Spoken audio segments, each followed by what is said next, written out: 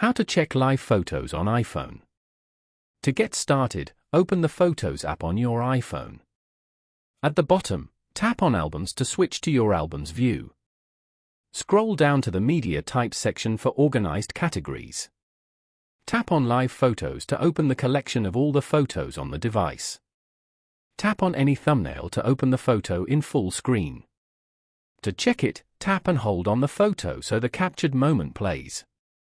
Keep holding to watch the short motion, then release to pause it again.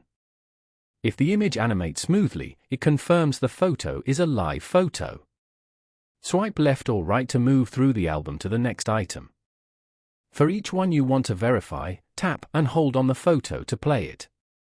Use the back arrow at the top to return to the album grid when needed. Repeat until you have reviewed all the live photos you wanted to check. Following these steps, you can easily check live photos on iPhone.